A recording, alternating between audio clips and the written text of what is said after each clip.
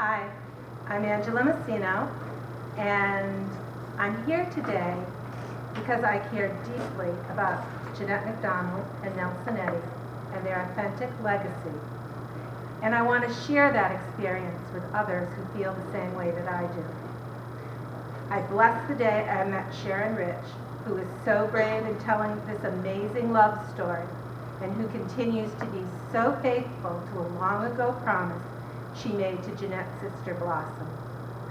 This afternoon, Sharon has asked me to provide you with an update on a script I won last year from an estate auction that included a huge amount of files and memorabilia entrusted to the Jeanette MacDonald International Fan Club. I will also cover some additional eye-opening documentation more recently obtained from that same source. To recap, Jeanette and Nelson had been looking for a vehicle to reteam on a film since they left MGM in 1943. After several proposed projects fell through, Jeanette, assisted by her husband Gene Raymond, ramped up the effort by commissioning a script. The first draft of this script, dated April 18, 1949, is titled Will You Remember? I have Jeanette's original copy, and I think it's simply delightful. Less delightful is what's happening in their personal relationship around this time. They are together as late as the Lorenz Melchior anniversary party in early 1950, pictured here. But the relationship is struggling under the weight of enormous pressures caused by the marital fiascos they couldn't seem to find their way out of. This script was tailor-made for a successful comeback film. It was around this time that Fred and Ginger reteamed for the very well-received Barclays of Broadway. Despite its suitability, Will You Remember was never made, and the question of why another MacDonald-Eddy film never materialized haunted them for years. More recently, from the same auction, I obtained correspondence between Nelson Eddy and Gene Raymond discussing this script, which provides some enlightenment. I have a copy here of Gene Raymond's handwritten letter, typewritten letter, dated March 11, 1931, and Nelson's handwritten letter, single-sided, response dated March 19, 1951, scrawled on Hilton Hotel stationery from Albuquerque, New Mexico. These letters give us a fascinating glimpse into the two very different styles of the two men in Jeanette's life.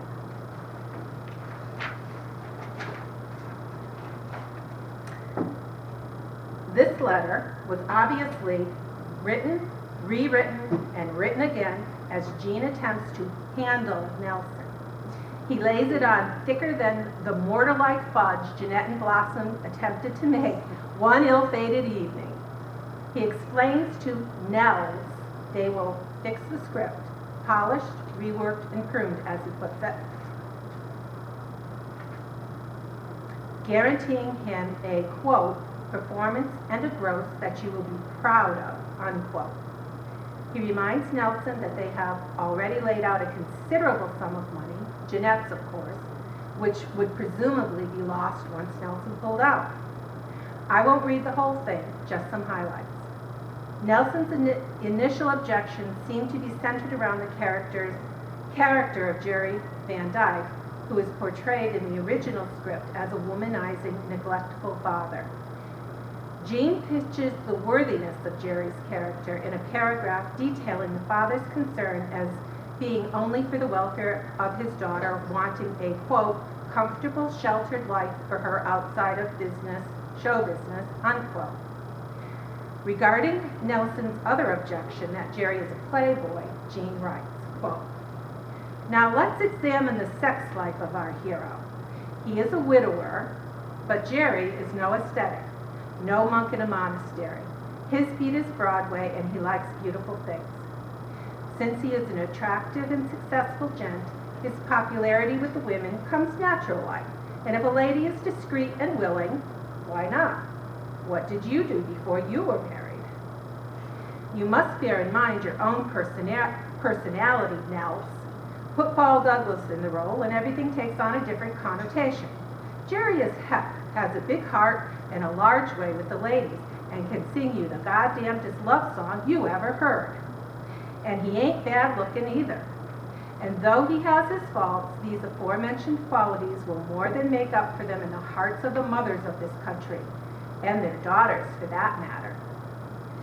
Well, you've got to give Gene credit. He can shovel the BS with the best of them. He goes on for a few more paragraphs addressing some of Nelson's other concerns, offering assurances regarding how Jerry's professionalism will be portrayed, that the title can be changed, that the songs will be top quality. And he closes with the following, quote, "When you get back, we may have the rewrite done and we can get together to schmooze about it. Incidentally, we lost our cook, more's the pity, and are looking for an adequate replacement. Tough. Jeanette is leaving next week, in the process of packing up, and that's quite a process. Good luck, and see you when you get back. Best, Jane." Isn't that friendly of him? He's letting Nels know, it's okay, Jeanette won't be home. You can come over, have a drink, and we can talk business without any awkwardness. The McRaymans are currently co-starring in a stage production that's flopping, so Gina's pulling out all the stops to broker a reteaming of the brand known as the Singing Sweethearts before the money dries up.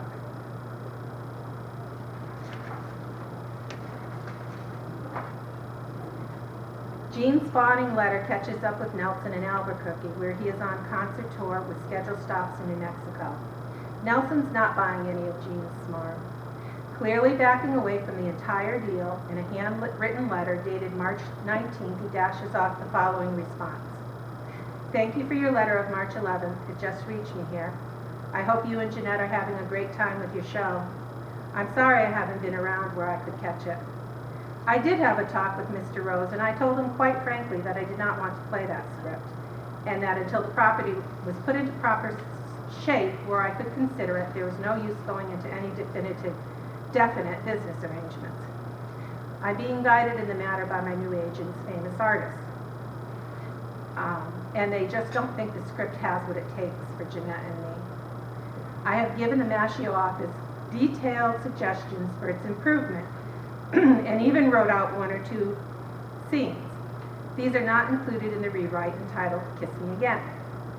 I told him too, I had work prospects for this summer and could not go to England, so I can't understand why he said I was all set to go if the script were revised. I'll be on the road this fall, October and November, and in the spring, March and April.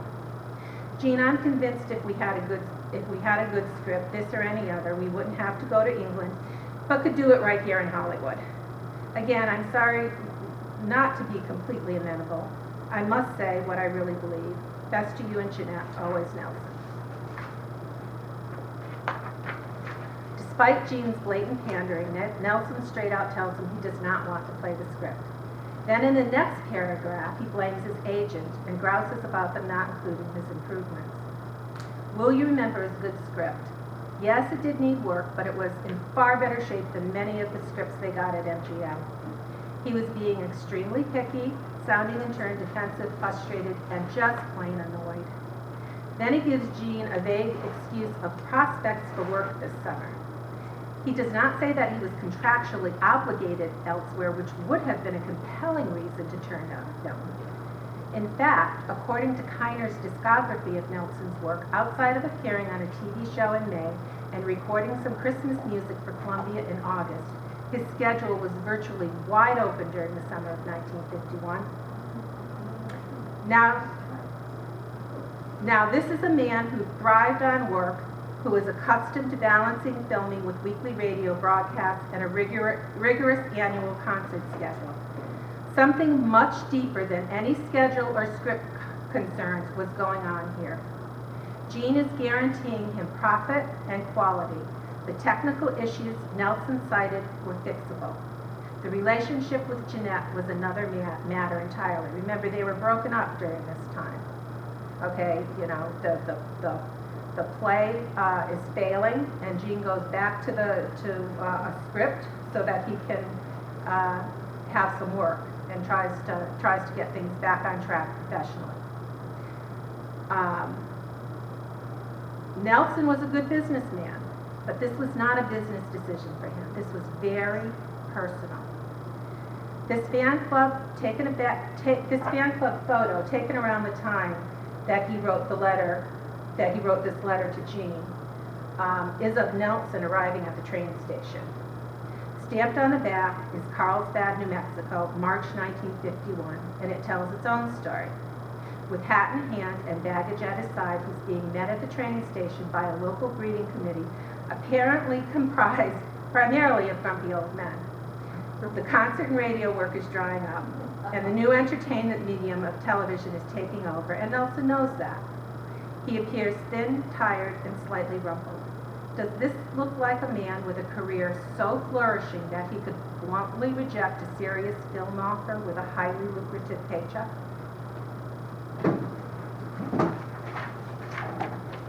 In Hollywood Diva, Edward Van Turk's biography of Jeanette MacDonald, Nelson's letter is accurately quoted in part, but it is misplaced in the timeline of events to suit the book's narrative. It appears to the reader the correspondence specific to Will You Remember happened in the 1954 time period. Turk writes, Eddy's love affair with the cafe circuit dampened MacDonald's hopes for a screen reunion, which is backed up by a quote from an October 26, 1954 letter from Jeanette to Hedda Hopper regarding a MacDonald-Eddy film reunion. Quote, he, Nelson, has not warmed to the idea as I have. His present setup gives him uncontested stellar position, which is always a happy booster for the male ego. And Hedda, he is damned good. I saw him at the Copacabana and enjoyed his act thoroughly. End quote. The significance of this misrepresentation in the timing of these events in Hollywood Diva is in attributing Eddy's reluctance to re-team professionally in 1951 to his success on the nightclub circuit. In 1954, when she wrote this letter to Hedda, he was a success in nightclubs. However, Nelson didn't make that move until January 1953. He was very interested in a post-MGM film reunion with Jeanette throughout the 1940s. So by 1951, what had happened to make him back away from a film project, reevaluate his career, and ultimately decide to go on the grueling nightclub circuit? Well, 1950 seems to be the crucial year. The relationship between Nelson and Jeanette had become so strained by the end of that year, she had cut her personal ties with him and focused on trying to salvage her career and her marriage to Jean Raymond. In January 1951, the McRaymonds launched an unsuccessful bid to bring a revival of The Guardsman to Broadway. While the husband and wife team failed yet again to thrill audiences, it did result in Jean taking a more conspicuous role in Jeanette's business affairs, thus resurrecting the Will You Remember script. That's how Jean ended up in the odd position of trying to broker a reunion between his wife and her former lover, which would have, of course, been financially advantageous to all parties. That's Hollywood for you folks. In Hollywood Diva, the author writes that when Nelson learned Jeanette was investing her own money in the project, he backed out entirely. However, in later interviews, Nelson acknowledges they could have made $1 million from the film reunion, but that the projects were inferior and they both decided they wanted to go out on top. He was quoted in Variety in 1963, as well as in an ABC News interview the evening after Jeanette's death. Ourselves elsewhere, and we were given the opportunity on several occasions to go in and make pictures, Jeanette MacDonald and Nelson Eddy, to make a fast dollar and to trade on the name, just throw some kind of a script together and get somebody to write some song, let's make $1 million and all that. But we decided that we had done very nicely, and we thought we'd like to stand on what we had done and not start slipping down and going into second-rate pictures. So I think it was wonderful of her to want to hold her head high, and so we didn't make any more pictures. She made a couple more with other people, and I made a couple more with other people. But the MacDonald-Eddy era was over. This is another example of Nelson's PR spin for public consumption, which doesn't necessarily reflect the reality of the situation. The fact was Jeanette was terribly hurt and disappointed, even bitter, that the movie project never came to fruition. Turk quotes a letter Jeanette wrote years later to a friend where she confides, quote, "I was so damn mad at such an infantile attitude that I simply became disgusted with the whole deal. Being practical like most women, I have no pride where my career is concerned, and think Nelson has been influenced too strongly by, one, his own male ego, or two, Anne's jealousy all these years," end quote. Hello? Why won't Turk acknowledge the elephant in the room? What was Anne Eddy jealous about, and why didn't she want her husband making another film with Jeanette? Instead of pondering that, he uses a supposed quote from Nelson's accompanist, Ted Paxton, which, according to the footnotes, the author obtained in an interview with Jeanette MacDonald International Fan Club's Tessa Williams. Ted, who accompanied Tessa at least once after Nelson died, purportedly said Nelson was always looking for another film as successful as Not a Marietta, but one where he would not have to share top billing, end quote.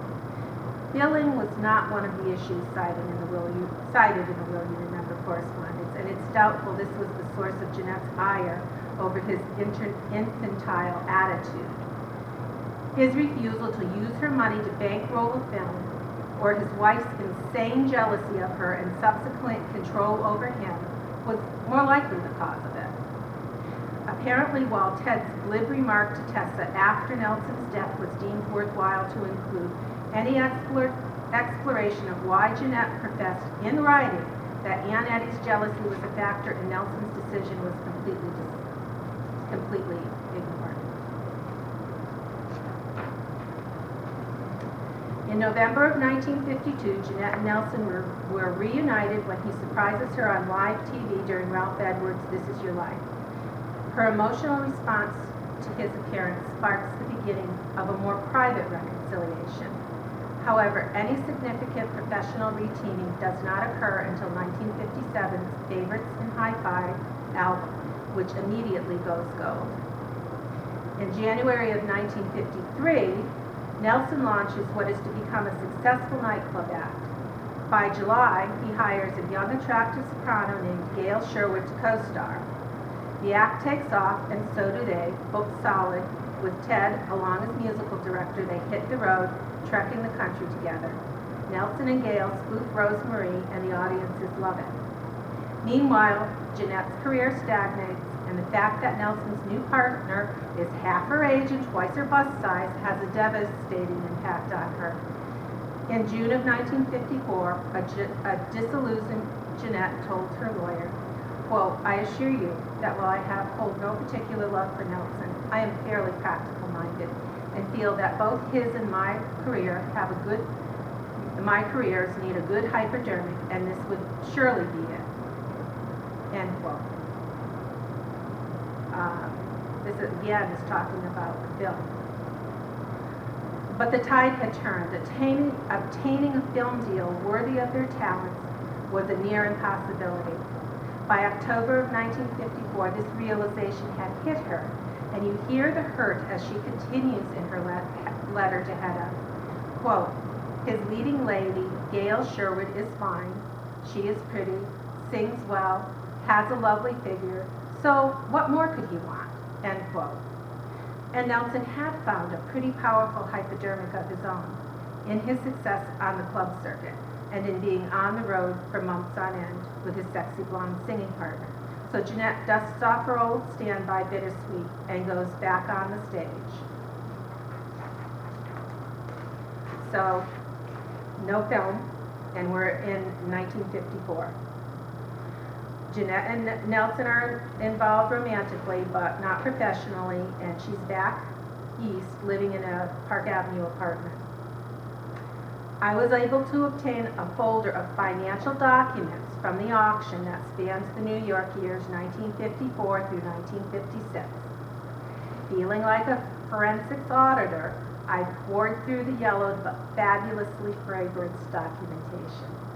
Jeanette's handwritten notations were scattered throughout, and her perfume lingered on everything. This was a woman who was hands-on with her finances. She was nobody's fool. Once I laid the documents out in chronological order, a clear picture emerged of how finances impacted the McRaymond Union and the failed McEddy film reunion. There is too much information to present here today, but I will guest blog with Katie to cover it in more detail. Here is a summary of the highlights. In February 1954, Emily, Jeanette's secretary, sends a memo to the New York bank requesting a copy of the January bank statement and canceled checks, saying these items, along with the bank book, were accidentally burned.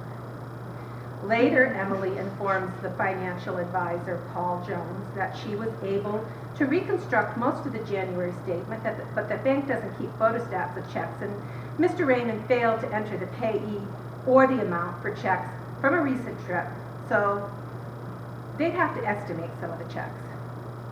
She notes in the documentation that Jean told her it was for the Paradise Inn in Phoenix where he was staying. He was performing in a play there. So, you know, that's what he said the checks were for. This must have triggered suspicions because by June of 1954, Emily is alerting the bank that Jean is traveling and will be drawing checks on the account, and Jeanette is personally okaying at the bottom, in writing at the bottom of Emily's memo, the amount to be deposited into that account. So she's starting to like control, you know, how much is going into the account, and you know what he can draw on, and alerting the bank. Jeanette also notifies Joan that she wants to move monies into stocks and interest-bearing accounts, and asks for his suggestion, advising, quote, this of course is under the Jeanette MacDonald setup, and I shall naturally wish to keep it so, end quote. The following week, Emily asks Jones for a complete list of bank account numbers and balances. In November of 1954, Jeanette writes Jones asking him how to go about changing an account from Jeanette A. Raymond to Jeanette A. MacDonald. In response, Jones provides instructions and a list of additional accounts, recommending she change those to MacDonald too. Shortly after, Emily sends a series of memos to banks authorizing the name change from Jeanette Raymond to Jeanette MacDonald. Over a 16-month period, approximately $13,000 was funneled from the Raymond's joint account into Jean Raymond's personal special account, while only $8,000 was transferred into Jeanette's personal account. Jean was burning through his wife's money at the rate of about 1.5 times that she was. Remember, their living expenses were being paid from the joint account, so this money was discretionary. This was theirs to spend. In 1955, the average American household income was $5,000 a year. By that benchmark, Jean was being paid handsomely. Yet despite her efforts at control, their joint account was overdrawn to the extent that Jeanette had to loan it an additional $5,000 from her own funds at the end of the year. Jean was totally dependent on his wife's funding of his lifestyle. No wonder he was so eager to facilitate a MacDonald-Eddy film reunion. Just follow the money. It's no mystery why Nelson didn't jump at the chance to fill the coffers for him. Now we're moving on in time to Woman of the Year Award in 1960. On February 26, 1960, this is additional documentation that I received from the auction. Jeanette was honored by the Philadelphia Club of Advertising Women as their Woman of the Year. The banquet was held in Philadelphia, congratulatory telegrams poured in, and fond tributes were read from colleagues, families, and friends, including President Eisenhower. Nelson Eddy sent his own congratulations in the form of a light and witty letter written in longhand on Waldorf Astoria stationery dated February 5, 1960. It was quoted by Jeanette in her own letter to the Nelson Eddy Music Club as follows. Just got into town today from Philadelphia and am answering your note. I had such a cute letter from Nelson, which they read at the big award banquet. They read Nelson's note right after the wire from President Eisenhower. In good company, I'd say. You should have heard the applause Nelson's message got. Here's a copy of the message addressed to Miss Irene Clough, in charge. Quote, as an old-time Philadelphia advertising man, allow me to join you in your salute to Miss Jeanette MacDonald, of whom all Philadelphia is proud. I am honored to have been associated with her in motion pictures and proud of our record of 8 happy marriages thereon. I wish her continued success and give her my continuous love. Sincerely, Nelson Eddy. Isn't that cute? That's true. Well, now I want to add my congratulations to Nelson and to you all on the 25th anniversary of your music club. It makes our anniversary of Naughty Marietta. It marks our anniversary of Naughty Marietta too. It seems to me, who says they don't have long marriages in Hollywood? I too hope Nelson will have continued success and happiness, and that your club will ask me on the 50th anniversary to join in with good wishes. As ever, sincerely, Jeanette MacDonald Wade. Now, this letter, just how it's spun, this letter was quoted in the Turk book, but minus the word love.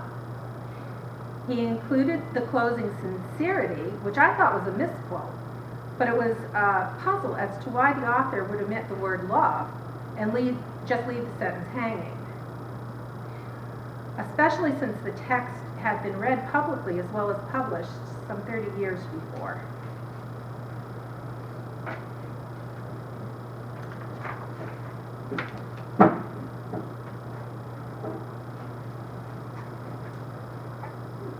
A few months ago, I came into the possession of the original letter direct from the files of the Jeanette MacDonald International Fan Club. And much to my chagrin, the mystery was solved. When it arrived, I anxiously opened the package and started reading the original letter from Nelson in his own hand. And here it is.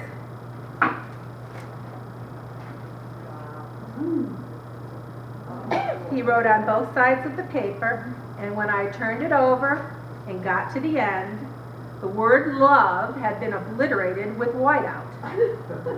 My jaw dropped. I was utterly dumbfounded, but the longer I looked at the now defaced letter, the angrier I got. Cursing under my breath, I held it up to the light, muttering, "You have got to be kidding me, whiteout?" So I ask you, how much credibility do you give to an author who would print such an obviously doctored letter with no explanation or no attempt to determine why it had been so ham-handedly altered? The JMIFC had censored the word love. What more do you need to know about these people? What were they so afraid of that they had to censor the word love? L-O-V-E. How terribly dangerous, particularly when written by Nelson Eddy.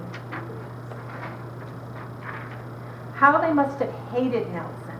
This point was made painfully obvious when Dr. Maria Ascano discovered an annotated article in a club file marked television, which she had obtained from the auction and has graciously provided for me to share with you. This particular article, which had been published in McEddy Today sometime in the 70s or 80s, included a transcript of Nelson Eddy's appearance on the Jack Parr Show on January 31st, 1960. On that show, Parr asked Nelson to address the rumors of a feud with Jeanette. Did Nelson respond with she was a valued colleague, or they were the finest of friends, or some other polite phrase? No. The man said very plainly and very simply, "I love her, and I think she loves me." This was just 5 days before he wrote his congratulations letter of February 5th, where he again used the censored word love. Apparently a fan had sent a copy of this article to the Jeanette's Club, perhaps for inclusion in their magazine. Circling the words love, Claire Rhodes, president and editor, proceeds to interpret this for any of the children who may not yet be up to a 4th grade reading level. She manages not only to marginalize the impact of his words, but has the supreme pleasure of slamming Nelson Eddy's character at the same time with a few strokes of her pen as follows. Quote, "He always used this word for everyone. For someone who claimed not to like Hollywood, he was very show business-like with kisses, hugs, and the word love." End quote. Claire. So Nelson used that word for everybody. I bet he never used it for you. I can think of a few other choice words he may have used. Please read Jean's letter of 1951 and Nelson's response, and tell me again who is show business-like. Please tell me who is humble and who is humbug. Claire's loathing of Nelson was pathological. A huge chunk of Turk's reference material came from this club, and their blatant bias, unfiltered, is reflected in those pages. Once more, I held Nelson's letter up to the light, and clearly visible under the heavily applied whiteout was the word love, followed by an ampersand, and now the word sincerity, which I thought Turk misquoted, but which Jeanette actually misused, made sense. Nelson knew what he was saying. Give her my continuous love and sincerity, for he was an unpretentious and sincere man. Look at the faces in this picture. Honesty, genuineness, candor. These are all synonyms for the word sincerity, and they all apply to Nelson Eddy. He knew what he was saying, and Jeanette was obviously delighted by it, but it was met with scorn and censorship by the keepers of her official legacy. Dishonesty, untrustworthiness, falsehood. These are all antonyms for the word sincerity, and I'll let you decide who those words apply to. Personally, I think it's the folks with the whiteout and those who seek no answers beyond what's put in front of them. When discussing Jeanette's motivation in marrying Jean Raymond over her former fiancé Bob Ritchie, Turk writes, unlike Ritchie, Jean had amassed substantial personal wealth. To Jeanette's mind, there was little risk that he would ever descend to the fate of her beloved father and become dependent on her for support, end quote. Well, the author must not have been looking at the same financial data I was. The financial data I was looking at showed somebody who was extremely dependent on her for his financing. In this same paragraph, he continues to make the case, quote, moreover, Jean was not a womanizer. Had she married Bob, Jeanette would have inevitably found herself competing with other women, end quote. Oh, really? Did he not have access to Jean's letter to Nelson? It was in the same folder. If a lady is discreet and willing, why not? Now, I don't know if that qualifies Jean as a womanizer, but if you are objective, his infidelity to a wife was inevitable as that of Bob Ritchie's. In summary, the image you get of Jeanette from Hollywood diva is like one you'd get from a warped mirror. Oh, it looks like her, but it's tough to get a clear picture of who she really is. It misses the mark on so many levels, from quoting a letter several years out of context to failing to prioritize events and properly assess the underlying motivations of this sensitive and complex woman. So much of who she was is missing because the nature of her authentic relationship with Nelson Eddy is missing. And it leaves an enormous void. Thank you for listening.